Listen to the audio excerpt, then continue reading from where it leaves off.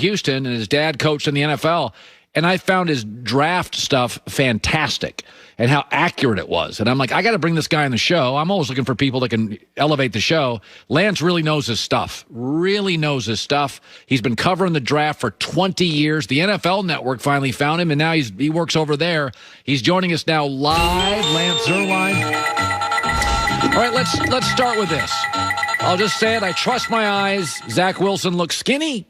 BYU quarterback. I saw him against Utah twice. He was worse the second time. I'm a little bit of a skeptic, but I know Josh Allen at Wyoming. It was a mess when I watched him against Iowa and Oregon. Then he comes into the NFL and he looks great.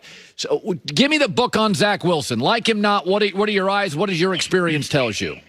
Well, I like him, but I don't like him as much as everyone else apparently does. I gave him a 6.5. Hopefully my grades will be out soon on NFL.com, but 6.5 is a boom-bust grade, and I think he's a guy that when you see the arm talent, you like the arm talent, you like his ability to improvise and throw on the move and create some things. It's clear when you watch him that Aaron Rodgers was his favorite quarterback growing up, and that's true. But, the guy that I see, and he hates this, but the guy that I see, and this is not a slam, is I see some Johnny Manziel in his game. And what I mean by that is he likes for plays to go off schedule sometimes because he feels unencumbered when it goes off schedule. Now, can he work on schedule? Absolutely. But when you go back and look at 2019 tape, there's some really problematic decision-making going on. There's some throws that he absolutely shouldn't make. And then you go back and look at this year's tape, and yeah, he clearly improved. However, I would also point out that his level of competition was much lower. And when he faced the most competitive team that he saw last year, which was Coastal Carolina, that's where he struggled. So I'm not as all in. And you mentioned Josh Allen. Allen had special size, athletic ability, and a crazy arm. I don't think Zach Wilson has those same characteristics, to be honest with you. Okay, the kid that I can't get over, and I said I've watched one tape of him. The Trey Lance kid at North Dakota State, he looks like Kyle Pitts at tight end. That kid just looks like he's going to be a Hall of Famer. Trey Lance, you watch his tape, and you're like, oh, my God. Mel Kiper said it was the most fascinating prospect he's seen in 40 years. What do you make of him? It's interesting because I remember watching, obviously, Carson Wentz when he came out. And the first thing that stood out to me was that North Dakota State ran kind of a pro-style passing attack, and Carson Wentz was a full-field reader. Then I get to Trey Lance, and it's deja vu. Here's a big quarterback who's athletic, more athletic than Carson Wentz was. He's got, a solid arm. It's not a huge arm, but he's got a solid arm.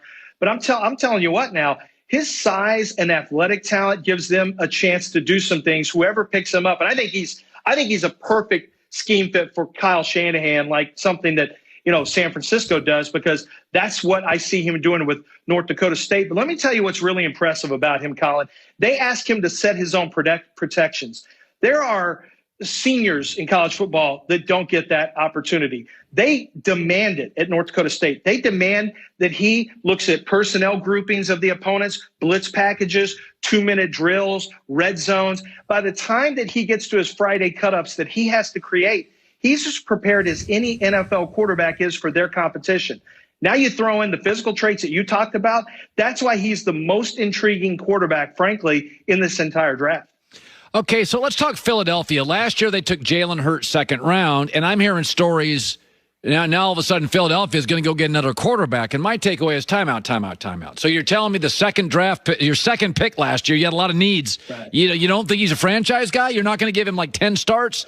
What is Jalen Hurts? Is he a franchise guy? What do you see you like, don't like? I thought he was a really good backup and a low-end starter. I thought that's the grade I gave him last year.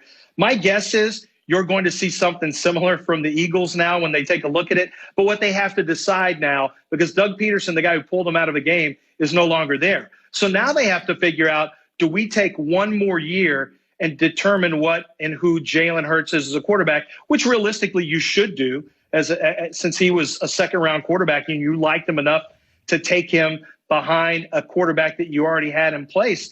And if that's the case, if that's how you believe in Jalen Hurts, let's let it play out. However, how often are the Eagles going to be drafting sixth? And if you're not sure about your quarterback, then we've seen time and time again. We saw with the Arizona Cardinals with Josh Rosen. If you're not sure anymore, you better get sure. And if they're not sure on Hurts and they really like 3 quarterbacks in this draft and one of them is at 6, you might as well pull the trigger, because if you don't think you can win with Jalen Hurts, you may not get another chance to draft 6 again anytime soon. All right, the Jets announced, Joe Douglas has said now, we'll take calls on Sam Darnold. He's officially said it. You know, over the weekend there was this, we're intrigued with Zach Wilson, which is putting the house up for sale, but you're not telling them which house, the 2-pick or the Darnold house. Today he said, we're putting Sam up for sale. Where are you at today on him? Because he regressed at the end of last year. Yeah, so I was a big fan of Sam Darnold's. I had a grade of over a 7.0, which I thought, had a chance to be a Pro Bowler. I still love the intangibles. I love the toughness. There's a lot of things I like about Sam Darnold. I remember watching a game against the Colts where he made this incredible, escapability type of play extending outside the pocket touchdown throw.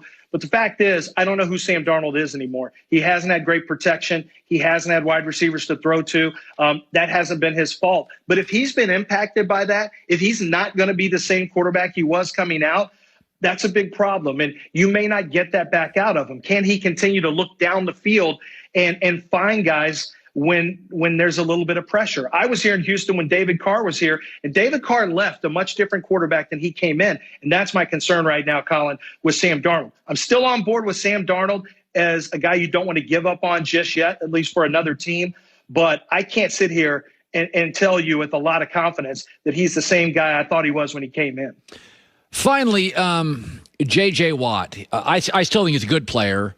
Did Arizona reach? They were 4th in sacks last year, so it's not like he's going to change the defense. What do you make of J.J. Watt at this point in his career?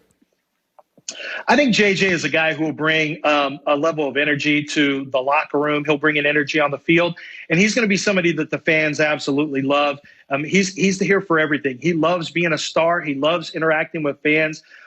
What I'm not sure he can still do is get after the quarterback in one-on-one situations against good tackles. He can pressure the pocket still, which is going to be good for Arizona. But they're paying him money, to me, that looks like a guy that you expect to get in there and get to the 8 or 9 sack range. And I'm not sure that he's still that guy.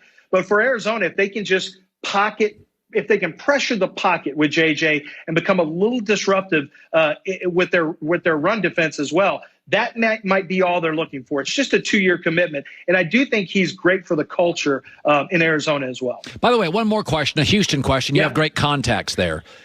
Mm-hmm. Labor Day weekend, where does Deshaun Watson play? Is it Houston? Houston.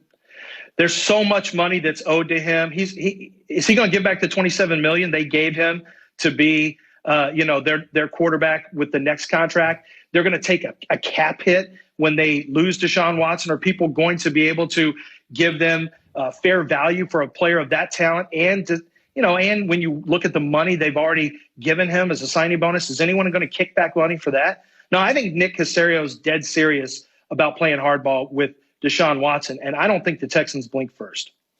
Lance Zierlein, check him out, NFL.com. He does as good a job as anybody out there, and I love seeing you, buddy. Good talking to you, and congrats on all your success. I appreciate it. Looking forward to it again. Yeah, his dad was an offensive line coach in the NFL for years, and he didn't want to do that coaching thing. I've known a lot of guys in football. They love football. They don't want to do that coaching thing. Now, your brother is doing the high school coaching thing. Yeah, he didn't want to do the coaching thing when he first retired. But then my nephews were playing flag football when he first retired, and then they started playing tackle football. And, when you're a Hall of Fame player and somebody gives, not saying this happened, but, you want to coach your kids. You hear it a lot of time. Guys are like, yeah, I heard one bad piece of advice given to my son. And then they're like, no. Like, I will coach you. So he loves it now, and he loves working with the kids. So. And he's at St. Thomas Aquinas, which is the best. That's a big football power in Florida. Yeah, they won the state championship last year and the national championship the year before that. Yeah. And now my nephew's going to Arizona. So I know that. Jed Fish, my buddy. That's exciting. Jed's a good dude.